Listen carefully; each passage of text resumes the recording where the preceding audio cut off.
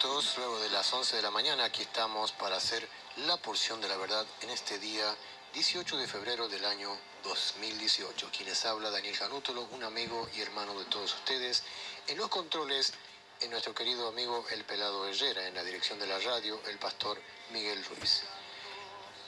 Estamos aquí, el equipo completo, para hacer la porción de la verdad, episodio número 44, la Parashá de Devarim, que va a encontrar usted en su Biblia en el libro de Deuteronomios. Esta porción lleva por título Devarim, que significa palabras. Y estas son las palabras que habló Moisés a todo Israel de este lado del Jordán, en el desierto. Saludamos con un gran abrazo y muchas bendiciones, Shalom, le decimos a toda la comunidad israelita mesiánica, a todas las 12 tribus de Israel que están en la diáspora, a las 12 tribus de Israel que están en Ponto, en Galacia, en Capadocia. A todos ellos les decimos Shalom, vuelvan a sus raíces. Yeshua dice que él no vino sino a buscar las ovejas perdidas de la casa de Israel. Y aquí, en la porción de la verdad, tenemos esa gran tarea: predicar las buenas nuevas de salvación desde la perspectiva original.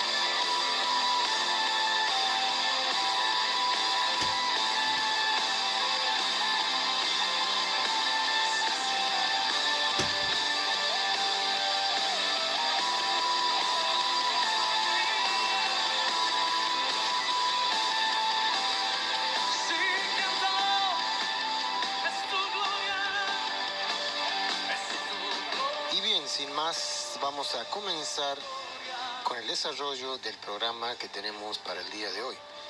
Les recordamos a cada uno de ustedes que La Porción de la Verdad es un programa que sale solo los días domingo a las 11 de la mañana. Y en este programa nosotros desarrollamos el contenido de las 54 porciones semanales de la Torá, lo que se conoce como el estudio sistemático de las famosas Parashá, para que todo aquel que invoca el nombre del Señor conozca sus raíces, conozca los orígenes de la Biblia, los orígenes de la fe cristiana, los orígenes hebreos de la fe cristiana, las raíces hebreas de la fe.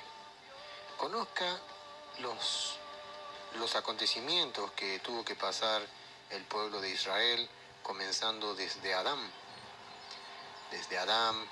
hasta Abraham, hasta Isaac, hasta Jacob y los 12 hijos de Israel. Nosotros desarrollamos estos temas a lo largo de 54 porciones en el año. Son 54 porciones de la Torá que tenemos que leer, estudiar y compartir con todos ustedes cada domingo aquí en la FM 106.1 Yeshua es Adonai, la primer radio mesiánica del norte argentino. Para que usted, amigo cristiano, amigo católico, amigo adventista que nos escucha, pueda escuchar un programa diferente, un programa juvenil, pero con una perspectiva hebrea, una perspectiva original, una perspectiva bíblica. Como dice un predicador, hacer cosas bíblicas de manera bíblica, entender el contexto, entender toda la esencia de la Escritura partiendo de sus originales. Y esta semana nos ha tocado ya comenzar con el libro de Devarim, con el libro de Deuteronomio. La palabra Devarim proviene del hebreo que significa palabras, es un plural. Y la palabra Deuteronomio es una palabra netamente griega que también significa segunda ley, podríamos decir. Deuteronomio significa la segunda ley o repetición de la ley. Y es precisamente lo que va a hacer este libro. Este libro va a hablarnos de cómo Moisés le retransmitió la Torá, la ley, a la descendencia de los hijos de Israel que habían salido del desierto, que habían entrado al desierto y que habían salido de Egipto. Esta generación no es la generación que salió de Egipto, es la generación de los hijos de los que salieron de Egipto. Es decir, había sido, y esta porción nos muestra, había sido el pueblo privado del acceso a la tierra prometida, puesto que ellos se habían rebelado contra el Señor cuando mandaron a los 12 espías, y solamente 2 de esos 12 espías trajeron un buen reporte de la tierra de Israel. Y esos 2 espías, llamados Josué y llamado Caleb, ellos fueron los únicos que dieron un buen testimonio, un buen reporte de la tierra prometida, y los otros 10 solamente comenzaron a decir que la tierra no era buena, que había gigantes y que corrían riesgo de perder sus propias vidas.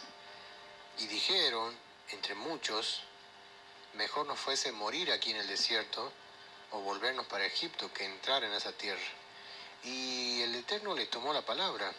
El Eterno les tomó la palabra diciendo, bueno, como no quieren entrar en la tierra prometida y dijeron que prefieren morir en este desierto, efectivamente en este desierto morirán. Andarán, dice, deambulando 40 años y luego hasta que haya muerto el último de ustedes, dice, recién los menores de 20 años podrán entrar a la tierra prometida, y todos los demás, bueno, de alguna manera fueron muriendo de viejos, fueron muriendo ya de ancianos y ya no pudieron entrar en la tierra prometida, la tierra de Canaán, la tierra de Israel. Moisés les recordó a Israel las promesas del Señor en el monte de Horeb.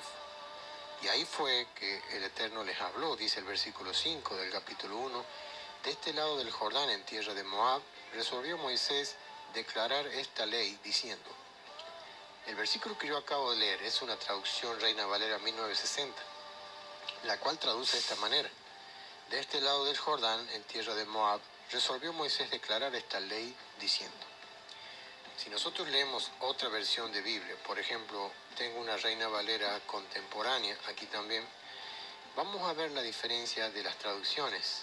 Por ejemplo, Deuteronomio capítulo 1, versículo 5, como acabo de leer en la Reina Valera 1960, ahora lo voy a leer de la Reina Valera contemporánea. Dice, al este del Jordán, en tierra de Moab, Moisés resolvió explicar esta ley y dijo, hay una diferencia entre declarar y explicar. Y esto es lo que podemos hablar en esta mañana, en este primer título de las porciones que tenemos para el día de hoy. 3 capítulos del libro de Deuteronomio, un capítulo de Isaías y un capítulo de Apocalipsis tenemos también para el día de hoy. Pero lo que yo quiero remarcar es la palabra explicar. que en la Reina Valera 1960 aparece como declarar, dice, y Moisés resolvió declarar esta ley diciendo. La palabra que ha sido traducida como declarar en el hebreo es Ba'ar, B-A-A-R, Ba'ar, que significa explicar. ¿Qué quiere decir? Que de las dos traducciones que yo tengo aquí en mi poder ahora, la Reina Valera contemporánea se asemeja más al texto original, al textus receptus, como se diría en latín. A lo que vamos es esto.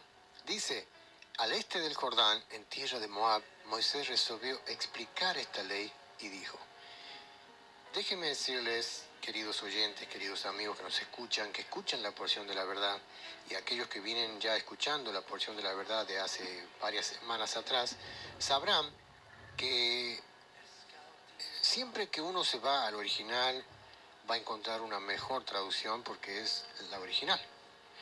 O si te vas a una traducción más cercana al texto original, vas a tener un mejor resultado, un mejor contenido del texto en cuestión. Dice que Moisés resolvió explicar esta ley, explicar esta Torá, y de eso se trata todo el libro. Podríamos decir tranquilamente que desde el Génesis, Éxodo, Levítico y Números, podríamos decir que todo eso, esos 4 libros, son la ley de Moisés, son la ley dada a Moisés, son la Torá dada a Moisés. En esos 4 libros se encuentran mandamientos suficientemente pensados, creados para que el hombre pueda vivir una vida apartada, una vida libre del pecado que lo aparta del Eterno. Pero ¿por qué hay un quinto libro? Es decir, ¿por qué hay un quinto libro? ¿Por qué este libro que va a repetirnos prácticamente todo lo que hemos venido aprendiendo? Y por ahí es buenísimo que las personas comiencen a leer la Torá y lo hagan cuanto antes, que comiencen a leer los 5 primeros libros de la Biblia, sin dejar de leer el Nuevo Testamento, sin dejar de leer los profetas, sin dejar de leer los salmos y los proverbios. Eso es muy importante para la vida espiritual de cada persona. Pero es importante conocer los cimientos de esta habitación, conocer los cimientos de la casa que vamos de la habitación que vamos a construir para adorar al Señor en nuestros corazones. Es decir, ¿qué es lo que nos da el fundamento? ¿Qué es lo que nos da los cimientos para poder edificar? Es decir, tu Biblia. ¿Cuáles son los cimientos de tu Biblia? ¿Será que son los últimos libros?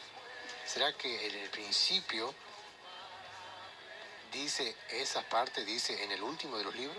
¿Será que la palabra en el principio, será que cuando habla de la creación, será que cuando habla de los patriarcas, será que todo eso lo encontraremos recién en el último libro? La respuesta es no. Tanto los días en el que el Señor creó los cielos y la tierra, tanto la vida de los patriarcas, de los que le dieron vida a la nación de Israel, de los patriarcas que le dieron vida, ¿sabe a quién? A las religiones más poderosas del mundo, a las religiones más grandes del mundo, háblese del judaísmo, del cristianismo y del islam. Las 3 religiones más importantes, podríamos decir, del mundo en la actualidad, porque son las religiones predominantes, las religiones que más seguidores tienen. Bueno, todas esas religiones derivan de Abraham, son religiones abrámicas. Todos, de alguna manera, están vinculadas a Abraham, Avinu, al padre Abraham. Y dice que Moisés resolvió explicar esta Torá, y él va a comenzar explicándole primeramente las promesas de Dios para el pueblo de Israel. Cómo el Señor les dio la victoria, cómo el Señor les dio la victoria con todos los enemigos, con todos los gigantes que había en ese tiempo. En esta porción vamos a ver también al gigante Og, rey de Basán, que dice que tenía una cama de hierro y era una cama muy grande, porque el tipo no podía dormir en una cama de madera, porque era un gigante, era un hombre muy pesado. También Moisés les recuerda el nombramiento de jueces. cuando él fue movido por el Señor a nombrar jueces, a nombrar personas que creo que esto fue por consejo de su suegro también, cuando él fue movido a seleccionar personas de confianza, personas de renombre, personas que sean sabios.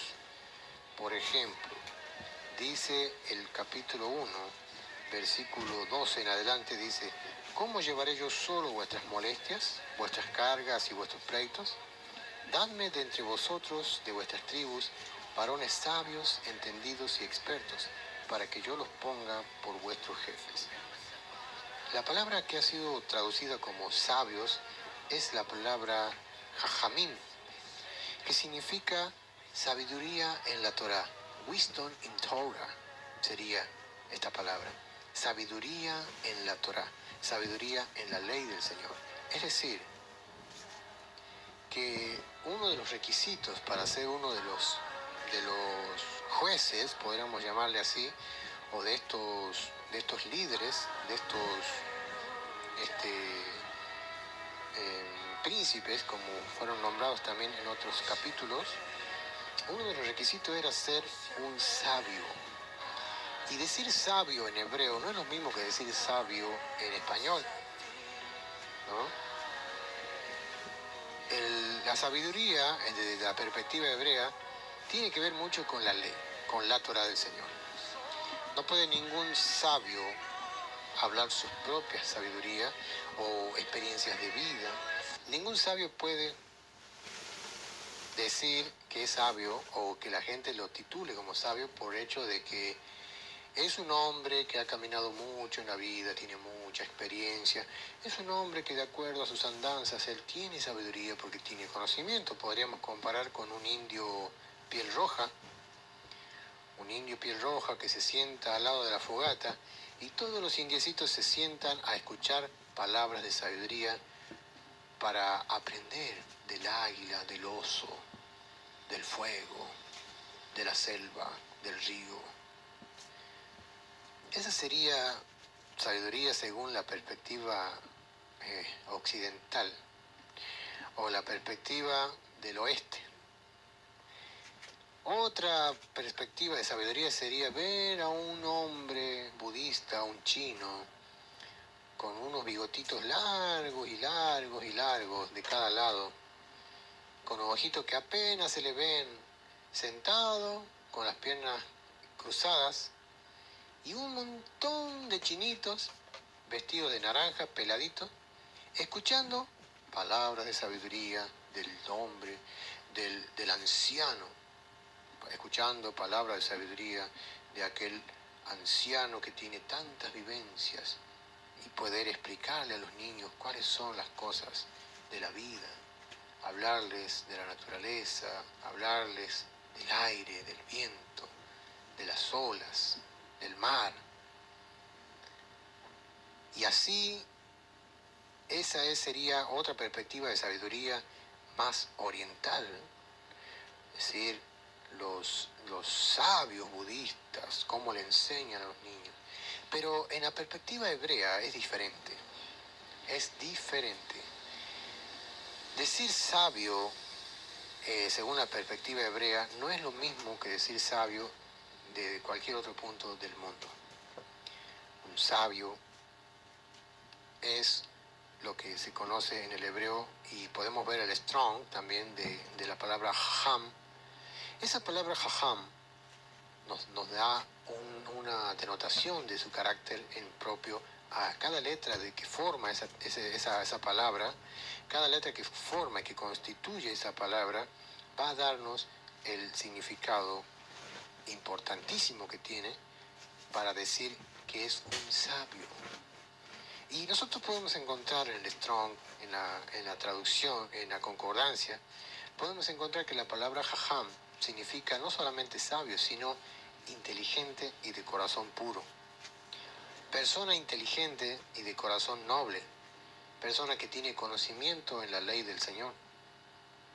Es decir, una persona que cree en Dios, que lee la Biblia, pero que desprecia los 5 primeros libros, que desprecia la ley de Moisés, que desprecia la Torá del Señor, no puede considerarse sabio.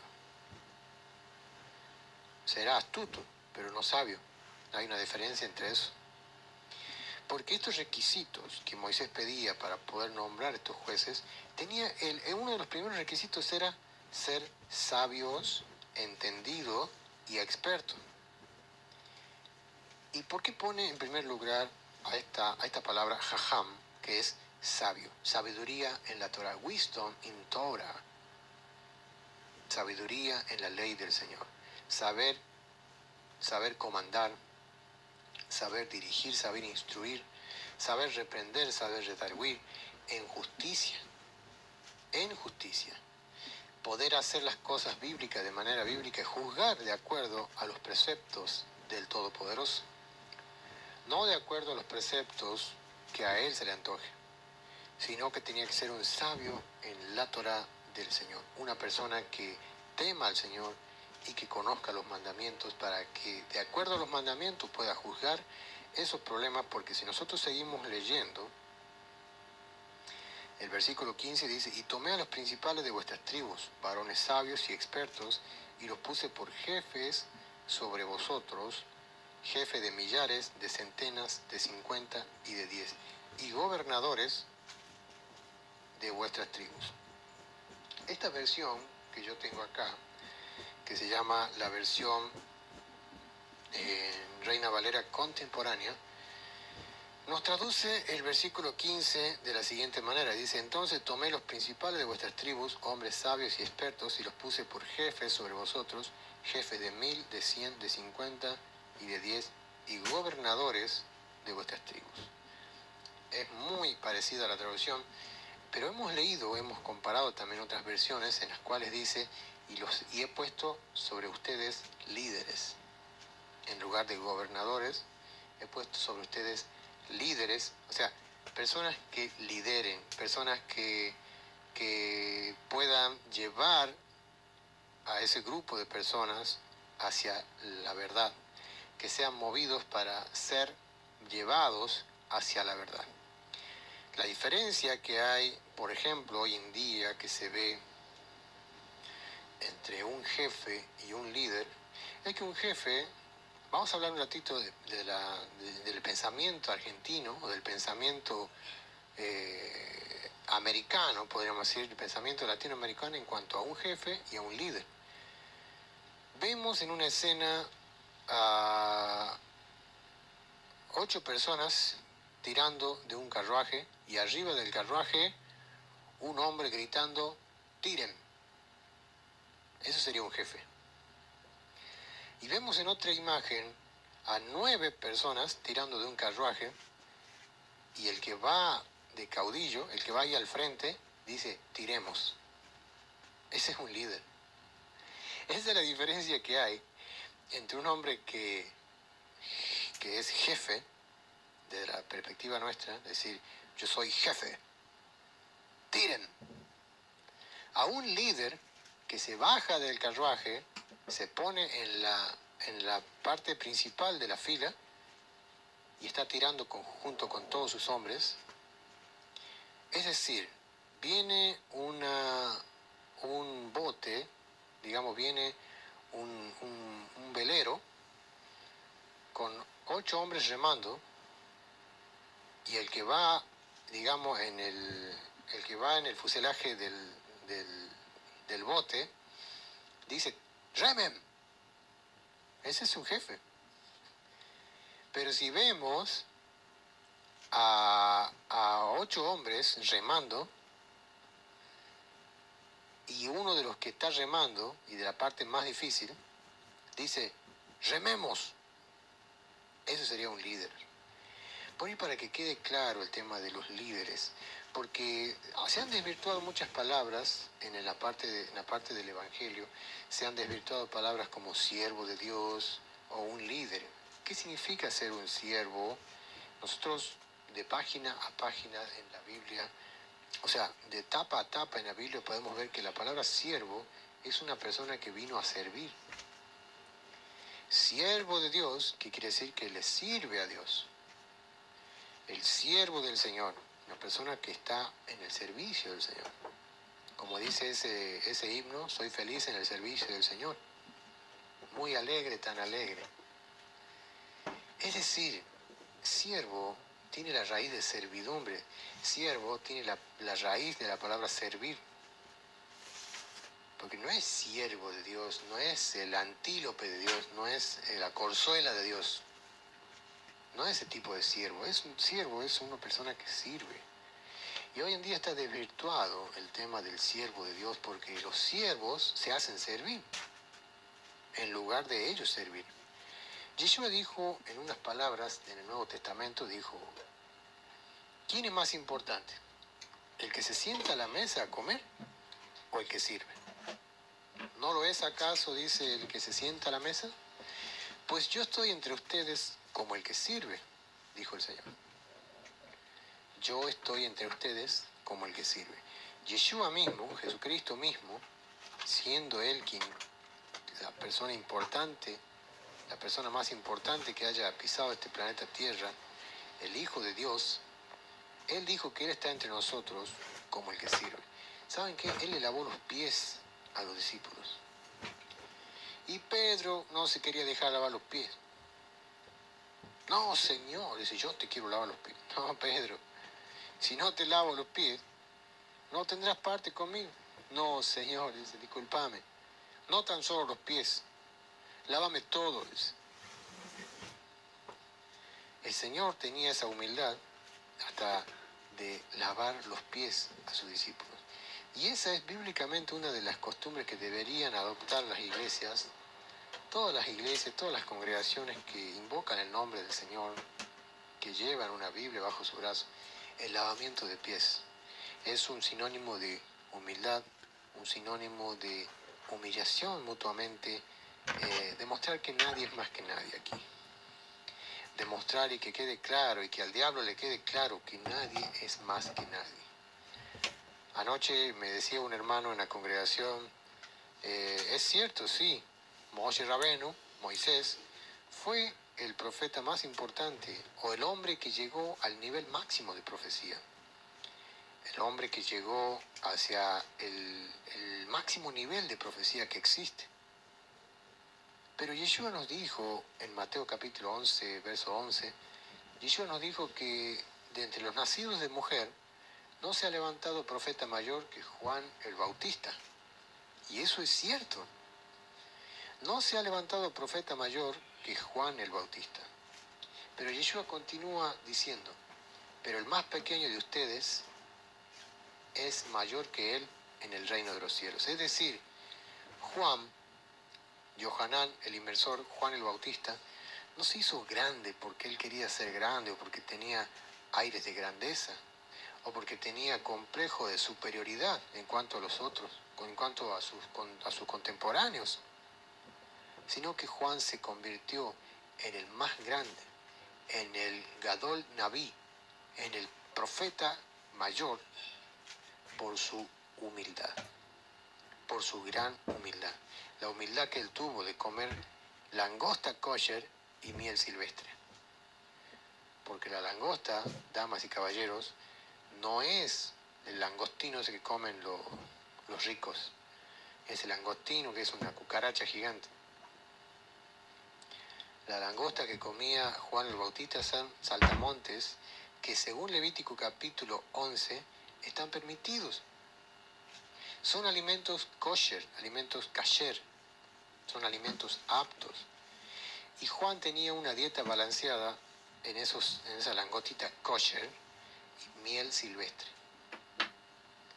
Él estaba realmente apartado del sistema de ese mundo en entonces. Y Juan se convierte en el mayor de los profetas por la máxima expresión de humildad que él tuvo, que aún siendo heredero al real sacerdocio, siendo hijo de un Cohen, siendo hijo de un sacerdote, siendo él descendiente de Aarón, descendiente de Leví, él tenía que estar ministrando en el templo. Pero él, al ver la corrupción que había en Israel, Juan se apartó al desierto y dijo, yo no voy para ahí. me quedaré en el desierto comiendo langosta y miel silvestre y esperando a que se manifieste el Hijo de Dios, el Todopoderoso, el Rey de Reyes, el Señor de Señores, Yeshua HaMashiach, Jesucristo el Señor. Y eso es lo que hizo. Juan esperó al Señor en el desierto y venía bautizando, dice, en el río Jordán, hasta que se manifestó el Hijo de Dios, el Señor, en el río Jordán, bautizándose delante de todas las personas. Escuchamos un tema musical y luego venimos con el segundo bloque de La Porción de la Verdad, episodio número 44. Estamos en la Parashá de Barim.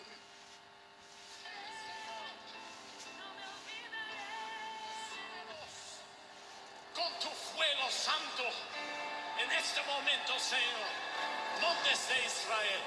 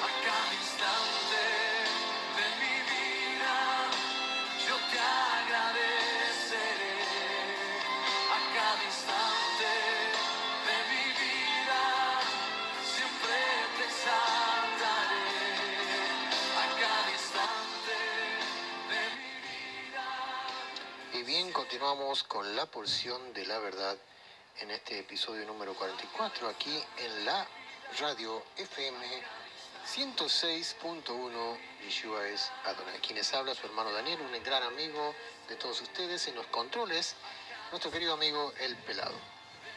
Miren, vamos a continuar con el desarrollo del programa en los siguientes temas que nos toca abarcar. Estos temas son la misión de los 12 espías. Recuerden que estamos en la porción número 44, que es la porción de Deuteronomio. Comienza el libro de Deuteronomio a desarrollarse y a explicarse y a estudiarse. La misión de los 12 espías. La misión de los 12 espías, lo que pasó realmente ahí, que lo hablamos un poquito al comienzo del programa, el pueblo le pide a Moisés permiso, dice, por favor, dice, puedan enviar, dice, varones delante de nosotros, que reconozcan la tierra, dice, y a su regreso nos traigan razón del camino por donde hemos de subir y las ciudades a donde habremos de llegar. También querían ellos que los 12 espías recojan el fruto de la tierra. Es decir, querían ver si realmente era cierto de que tenía esa fama de que fluía leche y miel. Ellos querían que quede, digamos, comprobado el hecho de que esa tierra era fértil. Moshe Rabenu, Moisés, les encarga a los 12 espías que visiten toda la tierra de Canaán, lo que hoy en día es la tierra de Israel, y que les digan y que traigan el reporte de la ciudad incluido los frutos de aquella tierra. En el texto original, en el capítulo 13 de Números, se puede ver cómo ellos trajeron los racimos de uva, cómo ellos trajeron esos racimos de uva. Dice que lo tuvieron que traer entre dos personas con un palo atravesado y todo el racimo colgando en el medio. Era enorme el racimo de uvas, enorme la cantidad de fruta que trajeron y le dieron a probar a los hijos de Israel que estaban en Kadesh Barnea, en el desierto de Sin, vino a ser ese lugar. Pero ¿qué pasó ahí? De los 12 espías, solamente 2 dijeron la tierra es buena, la tierra es habitable. Hay gigantes, sí, es verdad, hay gigantes, hay grandotes. Pero el Señor, nuestro Dios, dice, nos dará esa tierra. Y no tenemos que tener miedo porque el Señor, dice, peleará por nosotros. Pero no pensaron igual los otros 10 espías que representaba cada uno a una tribu. No pensaron igual. Dijeron, no, que esos gigantes nos van a hacer papilla. Esos gigantes, dice, nosotros somos como langostas, dice, comparados con ellos. Y ahí podemos hacer un parate y decir, miren la fe de esas personas donde estaban. O miren la moral de esas personas donde estaban. La Biblia nos tiene acostumbrados a mostrarnos que los gigantes son especialistas en bajar la moral. Especialistas en quitarle la moral a las personas. Y estas personas vieron gigantes. ¿Saben quiénes eran? Los hijos de Anak. Un tal Anak, que parece ser que era un gigante, era uno de los primeros gigantes que salieron, porque para que diga, ahí están los hijos de Anak, porque el texto es bien explícito, porque dice, ¿no? Este pueblo es mayor y más alto que nosotros. Hasta ahí viene hablando de personas realmente altas, o sea, personas grandes. Ahora dice, y también vimos allí a los hijos de Anak. O sea que aparte de los altos, aparte de los grandes, de los grandotes que había ahí, dice, mire, hay grandotes, hay enormes, hay hombres realmente altos y también hay gigantes. No sé si se entiende. Lo vamos a parafrasear un poquito, diciéndolo así. Hemos visto tipos de 2 metros ahí y también vimos a los hijos de Anak. Todos eran grandes y también había gigantes. Ahí está explicado. ¿Qué quiere decir? Que las personas que por ahí nosotros podemos considerar altas, grandes, una vez lo crucé en el aeropuerto y la verdad que yo no le llegaba ni al ombligo, la altura que tenía ese hombre. La altura impresionante que tenía ese varón y jugaba en un equipo, o sea, era un jugador norteamericano, pero jugaba en un equipo de básquet de Buenos Aires. Y yo tuve que levantar la cabeza para poder mirarlo, porque cruzó por cerca mío, y me acordé de este texto. Yo me acordé de este texto. Y decía, este es chiquito comparado con los hijos de Anak. Y realmente créanme que era enorme el jugador. Enorme. Es la persona más alta que vi en mi vida. Más o menos le calculaba unos 2 metros 7. 2 metros 7, 2 metros 8, casi 10. La talla de ese varón. Bueno, la Biblia dice, había tipos como ese y también estaban los hijos de Anak. O sea, y también estaban allí los gigantes. ¿Saben que la moral de estas 10 tribus, la moral se vino a los suelos y al punto de que ellos se compararon con langosta? Dice, nosotros somos como insectos comparados con ellos. Y ahí está la maldad. Porque el Señor no te hizo insecto, el Señor no te hizo langosta, el Señor te hizo ser humano, el Señor te hizo a imagen y semejanza suya. Y nunca debemos, como enseña nuestro pastor, menospreciarnos nosotros mismos. Mirar al espejo y decir, ay, ¿por qué no tengo esto? ¿Por qué no tengo este otro? ¿Que por qué no soy más flaco? ¿Que por qué no soy más gordo? ¿Que por qué no soy más alto? Y comenzamos a despreciarnos a nosotros mismos y a decir, ¿cómo me gustaría ser diferente? Si tendría la plata, me haría una cirugía. Y el Señor nos hizo tal cual somos. El Señor nos hizo así y debemos ser agradecidos porque estamos con vida. Estamos con vida. Tenemos que ser como Caleb y como Josué, que ellos no bajaron su moral en ningún momento y dijeron, sí, es verdad, todo lo que estos varones han dicho es cierto, pero nosotros iremos y tomaremos posesión de la tierra.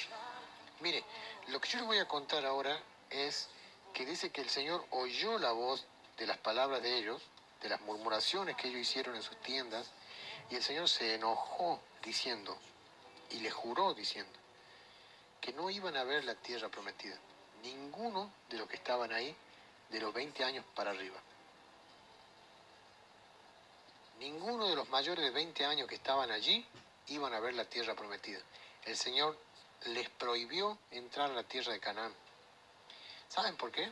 Porque ellos habían dicho.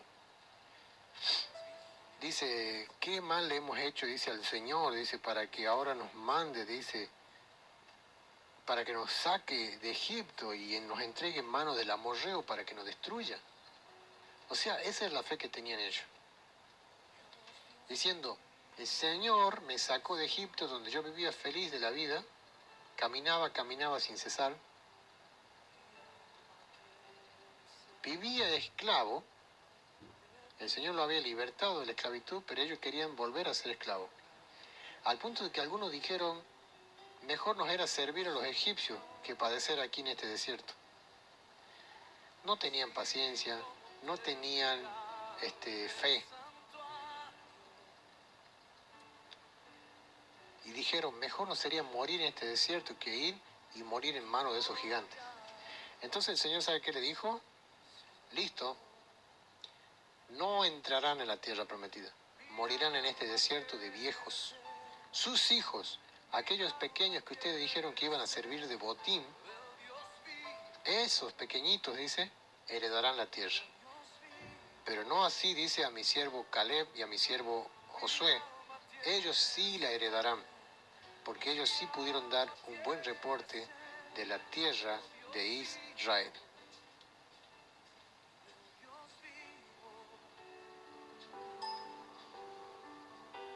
Me presentaré y en ti esperaré a escuchar tu voz, a mirarte, Señor. Tú me hablas y me dices, mío eres tú.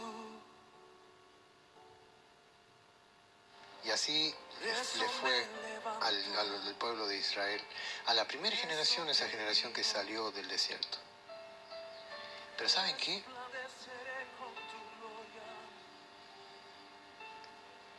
Ellos entendieron el castigo, y respondieron, hemos pecado contra el Señor, hemos pecado, dice, ¿cómo no vamos a valorar la tierra que nos está dando? ¿Sabe qué haremos, Moisés? Subiremos y pelearemos conforme a todo lo que el Señor nuestro Dios nos ha mandado. Y así, dice, nos armaremos, cada uno llevaremos un arma de guerra y nos prepararemos para subir al monte. Iremos a pelear con el amorreo. Estamos arrepentidos, Moisés. Estamos arrepentidos, ahora queremos ir y tomar la tierra que el Señor nos juró. ¿Y saben qué? Moisés le dijo, no, ya no vayan. No, es que nosotros actuamos mal, Moisés. Nosotros, mirá, dice, ¿cómo vamos a decir que si el Señor está con nosotros? ¿Cómo vamos a decir que esos gigantes nos van a ganar si estamos con el Dios de Israel? Y nos armamos y vamos, Moisés. Pero Moisés decía, no vayan. el Señor me dijo que no vayan, ¿por qué no está con ustedes? ¿Cómo que no está con nosotros? Si recién nos dijo que estaba aquí. Moisés le dijo, el Señor me dice, no vayan porque de cierto les digo que perderán. De cierto les digo que serán derrotados.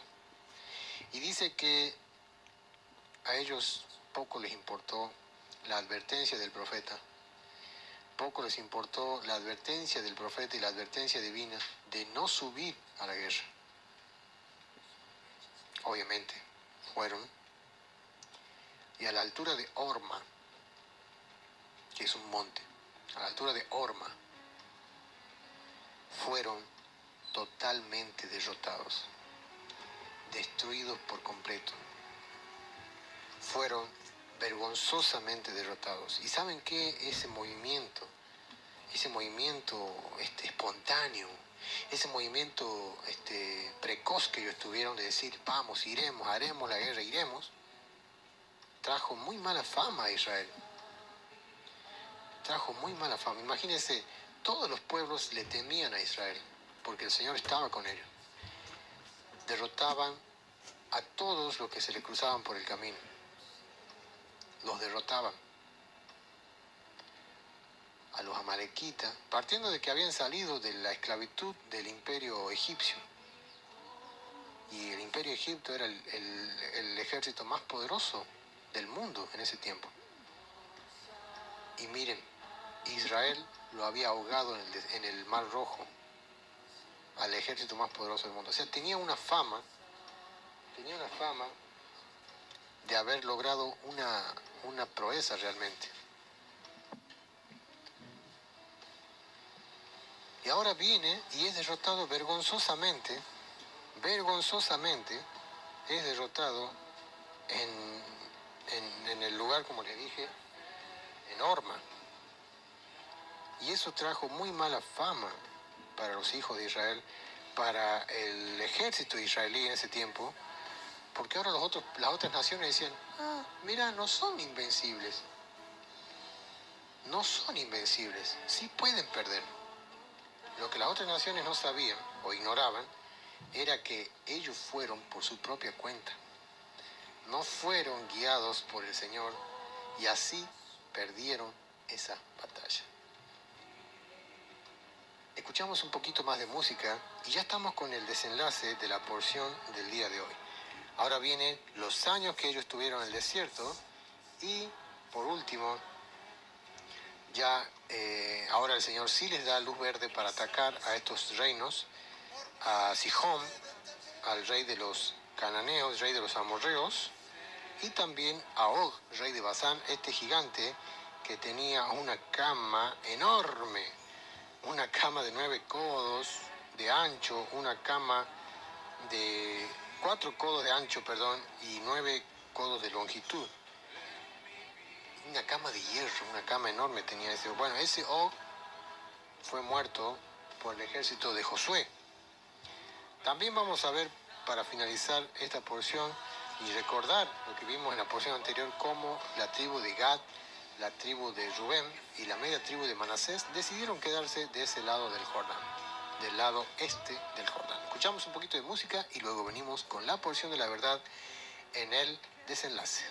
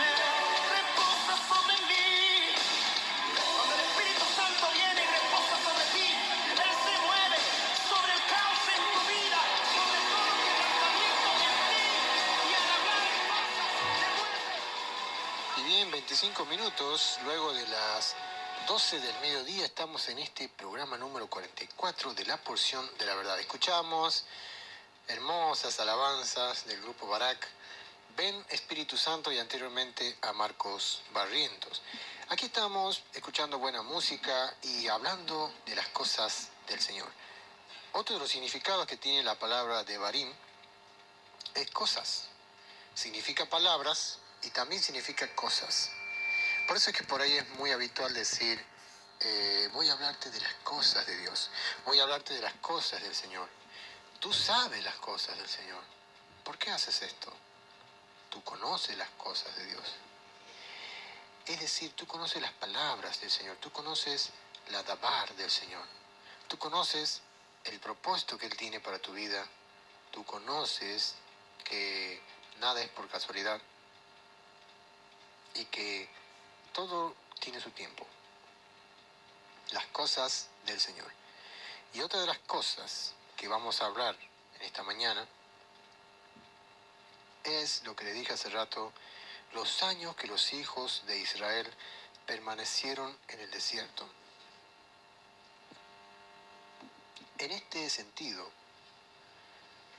el Señor le va a encargar que, miren, literalmente le dice el Señor, no molestes a los moabitas, no molestes a los edomitas, porque yo también, dice, les he dado por heredad la tierra de Seir, dice, cuando habla el tema de Esaú. Y tampoco dice molestes a Moab, no te empeñes con ellos en hacer guerra, porque no te daré posesión de su tierra, porque yo he dado a Ar por heredad a los hijos de Lot. En otras porciones anteriores pudimos ver cómo los hijos de Lot también tuvieron una influencia terrible, una influencia importantísima en la historia de la Biblia, porque Lot era sobrino de Abraham.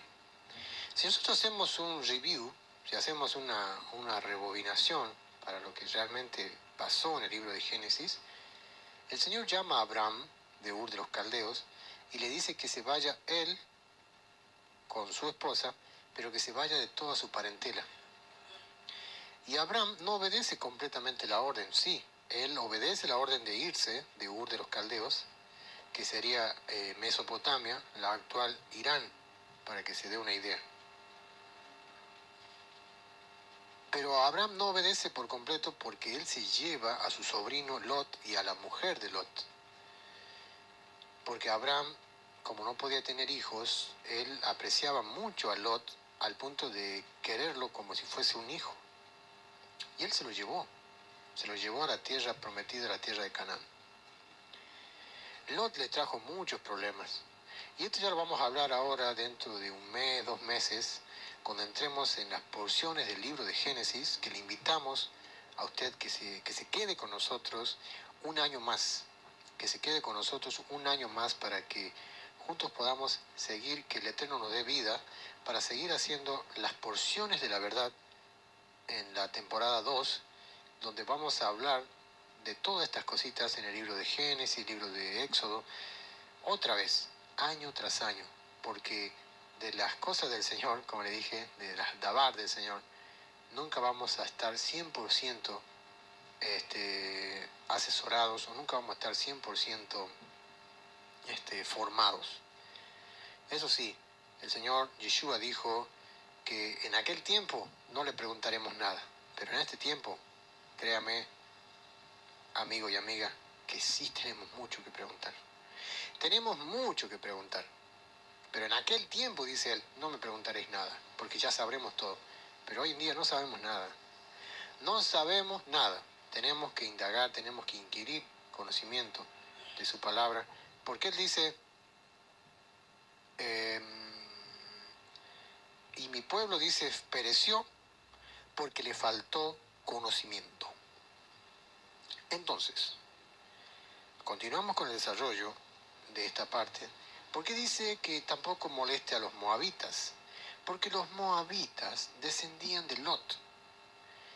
los moabitas, con todo lo pagano, con todo lo mundano, con todo lo perverso que eran esos pueblos, Moab, Madián, Amón, eran descendientes de Lot. Y el Señor dijo, no los moleste porque yo le he dado esa tierra para ellos, por ser hijos de Lot. Nuestros sabios acreditan lo siguiente para la vida de Lot. ¿Por qué el santo de Israel le dio heredad a los hijos de Lot, podríamos decir, en las cercanías a la tierra prometida? Porque yo no sé cuántos de ustedes recuerdan aquella famosa historia cuando Abraham estuvo en Egipto y él mintió que Sara era su hermana, aunque no mintió. Solo que como Sara era muy hermosa y Abraham temía por su vida, porque si al rey le gustaba la mujer, podía pedir la cabeza de Abraham y casarse con Sara. Entonces dijo, es mi hermana. Y ella convino con él en decir que eran hermanos, porque de alguna manera lo eran, descendientes de la misma familia.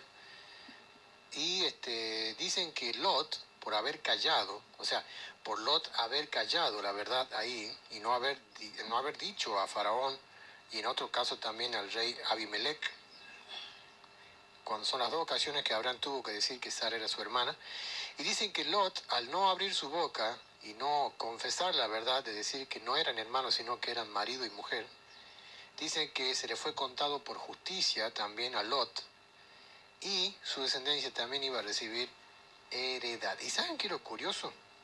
Lo curioso es que si nosotros leemos en el texto de Génesis, el Señor nombra 10 naciones. El Señor nombra 10 naciones que le iba a entregar al pueblo de Israel, 10 naciones que habitaban la tierra de Canaán. Pero más adelante nombra solamente 8. Y esas dos naciones ya habían sido conquistadas por Esaú, una por Esaú y la otra por los hijos de Moab, los hijos de los descendientes de Lot. Entonces, como que se les restó un poquito la herencia a los hijos de Israel, porque, miren, Esaú también es hijo de Isaac. Isaac es hijo de Abraham, y había promesas para su pueblo también. De ese pueblo, siempre lo decimos, si usted viene escuchando la porción de la verdad de hace bastante, sabrá que de Esaú nació el Imperio Romano. De Edom nació el Imperio Romano. Por eso es que Edom significa rojo, y por eso es que el rojo fue el color tradicional del imperio, la bandera roja del Imperio Romano. Y rojo fue también el guisado que se comió Esaú, con el cual vendió su primogenitura. Entonces, estas dos tierras fueron dadas a el desierto de Seir, la tierra de Seir fue dada a los hijos de Esaú, que quiere decir a los edomitas, y también dice que el Señor le dio la tierra de Ar, por heredad a los hijos de Lot. ¿Qué quiere decir? Que Israel no tenía que tocar esas tierras. Israel no tenía, y no lo hizo, no tenía que tocar esas tierras por el momento, porque era para que habiten estos también descendientes de Abraham de alguna manera. Más adelante el Señor ya ordena que Israel ataque a Sejón, rey de Hesbón. Primeramente mandó embajadores para que le pidiesen al rey Sihón que los dejara pasar, que ellos iban a comprar su alimento y que iban a comprar su agua, pero que los deje pasar por el camino real. Y dice el Midrash, o dicen los comentarios, que Sihón, el rey de Hesbón, les dijo que no. ¿Por qué? Porque dice que ellos no iban a permitir que Israel pase por ahí y que ya no le tenían miedo, dice el comentario, porque si habían perdido en Horma es porque Dios ya no estaba con ellos y ya no le tenían miedo, ya no le tenían temor. volvieron los embajadores y le dijeron a Moisés, mira, no nos dejan pasar, dijeron que no nos van a dejar pasar. ¿Y sabes qué? Dijeron que si nos animamos a salir, a cruzar por ahí, ellos van a salir con espada y con caballos y nos van a hacer guerra. Y justamente fue lo que pasó. El Señor le dijo, bueno, vayan y destruyanlos a todos. Lo mismo pasó con Og, rey de Basán, el gigante Og. También se le fue ordenado a los hijos de Israel destruirlos por completo. A todos. A todos. Vemos, por último, cómo la tribu de Rubén, Gad y la media tribu de Manasés se establecen al oriente del Jordán, no queriendo así pasar a la tierra prometida, quedándose de ese lado del Jordán. Lo hemos hablado en hace 2 porciones atrás más o menos, y se nos acabó el tiempo. Estamos ya en la parte final del programa. Esta porción es muy rica. Yo le invito a que la lea. Tiene desde el capítulo 1, versículo 1 de Deuteronomio, hasta el capítulo 3, 22. Nos despedimos con esta frase, con este texto hermoso, con este texto muy lindo que dice: ordené también a Josué en aquel tiempo diciendo, tus ojos vieron todo lo que Hashem, vuestro Dios, ha hecho a aquellos 2 reyes, hablando del rey Sihón y rey Og de Basán. Así hará Jehová a todos los reinos a los cuales pasarás tú. No los temáis, porque Jehová, vuestro Dios, Él es el que pelea por vosotros. Esto tiene mucha concordancia con su libro específicamente, hablando del libro de Josué, porque dice, no temas ni desmayes, porque el Señor tu Dios estará contigo donde quiera que vayas. Así como estuve con Moisés, estaré también contigo. No temas ni desmayes. Esfuérzate y sé valiente.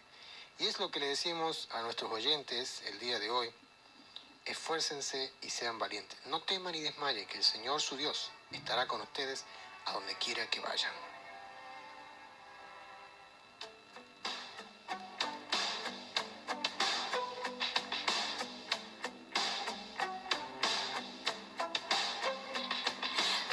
Esto fue la porción de la verdad en el episodio 44.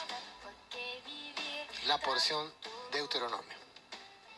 Que el Eterno les bendiga, les guarde, les ayude a seguir adelante. Que el Eterno haga resplandecer su rostro delante de ustedes, que tenga de ustedes misericordia, que vuelva para ustedes su rostro y les conceda shalom, que les conceda la paz. Nos despedimos de todos ustedes cordialmente, quienes habla Daniel Janútolo en los estudios, el pelado Natanael Herrera, en la dirección de la radio, nuestro pastor querido Miguel Ángel Ruiz.